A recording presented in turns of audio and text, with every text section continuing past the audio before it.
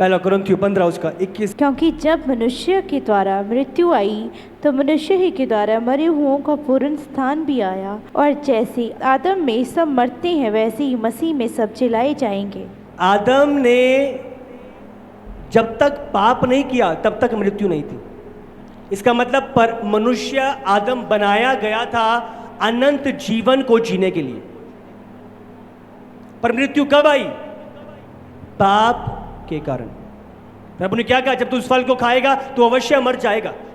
उससे पहले मृत्यु नहीं थी, मृत्यु आई पाप के कारण। जैसे आदम के द्वारा मृत्यु आई तो बाइबल क्या बयान करती है?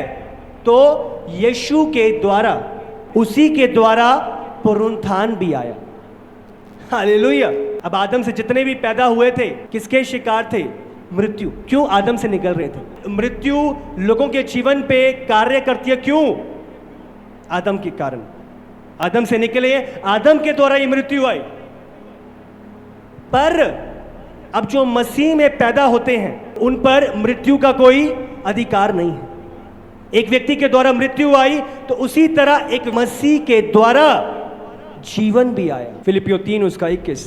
वह अपनी शक्ति के उस प्रभाव के अनुसार जिसके द्वारा वह सब वस्तुओं को अपने वश में कर सकता है, हमारी दीनहीन देह का रूप बदल कर अपनी महिमा की देह के अनुकूल बना देगा। इसका मतलब क्या है?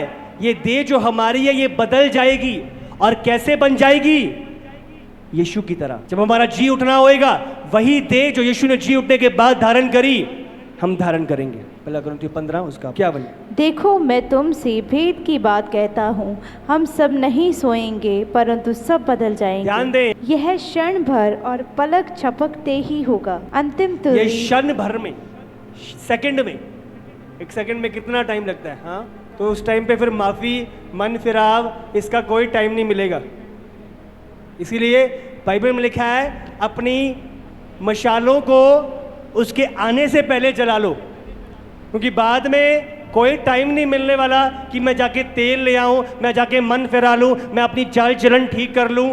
कोई टाइम नहीं होएगा, एक शब्द नहीं निकल पाएगा, इतनी जल्दी होएगा।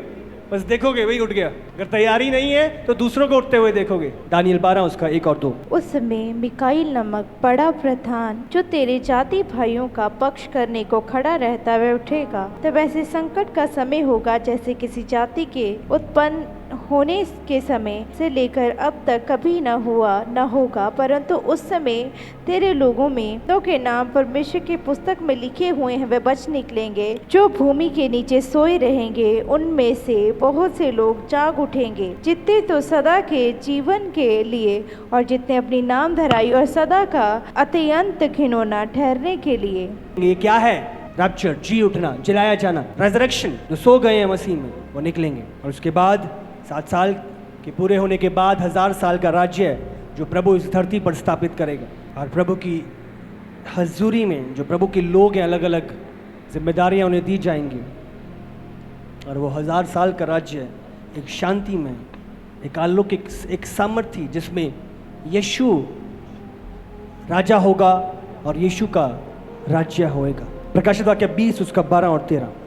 फिर मैंने छोटे बड़े सब मरे हुओं को सिंहासन के सामने खड़े हुए तो देखा। वो उठेंगे और सिंहासन के सामने, प्रभु के सिंहासन के सामने होंगे। फिर पुस्तकें खोली गई और फिर एक और पुस्तक खोली गई, अर्थात जीवन की पुस्तक, और जैसा उन पुस्तकों में लिखा हुआ था वैसा ही उसके कामों के अनुसार मरे हुओं का न्याय किया गया। जो ऐसे लोग होंगे जिन तक गॉस्पेल नहीं पहुंचा, तो बाइबल क्या बयान करती है?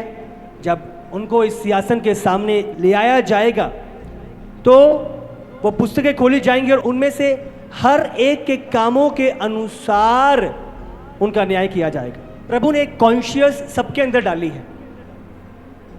वो आप कहो कि प्रभु का वचन उनके पास नहीं था, उनको कैसे पता कि क्या करना है क्या नहीं करना? एक कॉन्शियस, एक विवेक हर एक के भीतर होता है। आपको अंदर से पता है ये चोरी करना गलत है, आपका विवेक आपको अलाउ नहीं करेगा, आपको अंदर से बताएगा कि ये गलत है। आप समझ रहे हो? ये झूठ बोलना आपका विवेक आपको अलाउ नहीं करेगा। किसी का मर्डर करना आपका अंदर से विवेक आपको बोलेगा कि ये ठीक नहीं। तो प्रभु ने विवेक हर एक को दिया। जिन तक गॉस्पेल नहीं पहुंचा उनके काम, उनके कार्य के अनुसार उनका न्याय होएगा। परमेश्वर न्यायी परमेश्वर है, वो सारी बातों को जानने वाला परमेश्वर है। तो ये जजमेंट, ये न्याय, जब अविश्वासी उठाए जाएंगे उस न्याय सिंहासन के सामने और हर एक के कामों के अनुसार उनका न्याय किया जाएगा। हालेलुया।